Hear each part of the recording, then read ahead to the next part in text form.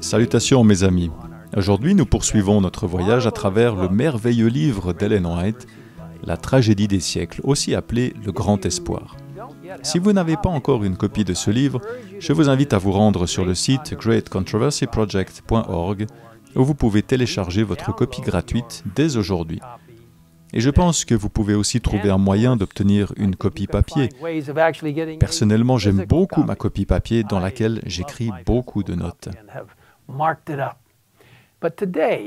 Mais aujourd'hui, nous allons examiner quelques points saillants du chapitre 2, intitulé « La persécution au premier siècle ». Dès le début, les disciples du Christ ont subi des humiliations, des souffrances et des persécutions. Cherchant à les préparer, Jésus les a avertis, « Si le monde vous déteste, sachez qu'il m'a détesté avant vous. Si vous étiez du monde, le monde vous aimerait car vous seriez à lui. Vous n'êtes pas du monde, mais je vous ai choisi du milieu du monde. C'est pour cela que le monde vous déteste. Souvenez-vous de la parole que je vous ai dite. Le serviteur n'est pas plus grand que son Seigneur. S'ils m'ont persécuté, ils vous persécuteront aussi. S'ils ont gardé ma parole, ils garderont aussi la vôtre. » Pendant un certain temps, les disciples du Christ ont connu de terribles souffrances. Ils ont été dépouillés de leurs biens et chassés de leur maison. Une persécution sévère s'ensuivit qui commença sous Néron, à l'époque du martyre de Paul, et se poursuivit pendant des siècles. Nous lisons ce qui suit. Les chrétiens étaient rendus responsables des crimes les plus odieux et considérés comme étant la cause des grandes calamités. Alors qu'ils étaient devenus les objets de la suspicion et de la haine publique, de faux témoins, toujours prêts pour un prix honteux à dénoncer des innocents, s'élevèrent contre eux. Les disciples du Christ étaient condamnés comme rebelles à l'Empire, comme ennemis de la religion, comme nuisibles à la société. Un grand nombre d'entre eux furent livrés aux bêtes féroces ou brûlés vifs dans les amphithéâtres. Quelques-uns étaient crucifiés, d'autres, couverts de peau de bêtes féroces, étaient jetés dans l'arène et déchirés par des chiens. Ces supplices constituaient souvent l'attraction principale des fêtes publiques. Des foules immenses rassemblées pour jouir de ces spectacles saluaient l'agonie des chrétiens par des éclats de rire et des applaudissements. Cependant, malgré cette intense persécution, le nombre de chrétiens n'a cessé d'augmenter. « Vous pouvez nous tuer, nous torturer, nous condamner », écrivait un chrétien aux dirigeants romains. « Votre injustice est la preuve que nous sommes innocents. Plus nombreux vous nous fauchez, plus nous devenons nombreux. Le sang des chrétiens représente la semence. » Comme Satan ne pouvait pas éliminer les disciples du Christ par une persécution brutale, il a essayé une approche différente, plus trompeuse. Dresser sa bannière au sein de l'Église chrétienne, comptant que s'il pouvait séduire les disciples du Christ et attirer sur eux le déplaisir de Dieu, il deviendrait pour lui une proie facile, écrit Ellen White. La persécution cessa et fut remplacée par l'appât dangereux de la prospérité et des honneurs temporels. Des idolâtres furent amenés à adhérer partiellement à la foi chrétienne, tout en rejetant certaines vérités essentielles.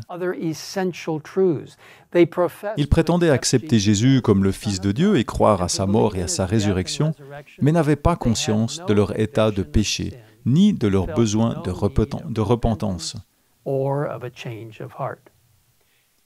C'est ainsi que le compromis est entré dans l'Église, et avec le compromis est arrivée la corruption. Les Saintes Écritures n'étant plus reconnues en tant que norme de la vérité,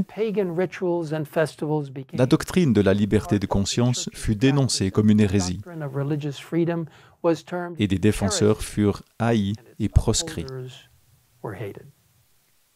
Cependant, Dieu avait encore ceux qui ne voulaient faire de compromis en aucune circonstance. Bien que ridiculisés et marginalisés en raison de leur fidélité, ces premiers chrétiens sont restés fidèles aux enseignements du Christ et de ses disciples. Commentant l'importance de la fidélité, Ellen White écrit « Il faudrait, pour le plus grand bien de l'Église et du monde, ressusciter dans le cœur du peuple de Dieu les principes qui animaient ces âmes intrépides. » On constate aujourd'hui une indifférence alarmante au sujet de doctrines qui sont les piliers de la foi chrétienne. Il n'est pas rare d'entendre dire qu'en définitive, ces doctrines n'ont pas une importance capitale. Cette manière de voir a encouragé les agents de Satan, au point que les fausses théories et les séductions fatales du passé, répudiées au péril de leur vie par les fidèles, sont maintenant reçues favorablement par des milliers de gens qui se réclament du titre de disciples de Jésus-Christ. Mes chers amis, nous vivons des temps difficiles.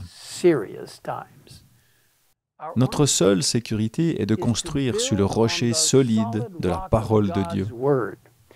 Combien il est important de rechercher la guidance du Saint-Esprit alors que nous étudions la Bible, que nous comprenons ses enseignements divins, que nous les acceptons dans nos cœurs, puis que nous partageons ces grandes vérités avec amour, avec un monde qui en a besoin.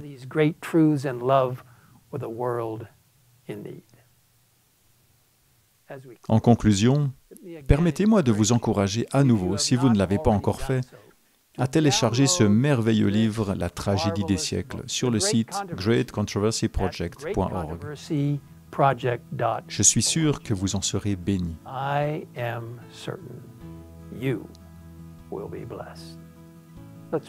Prions ensemble.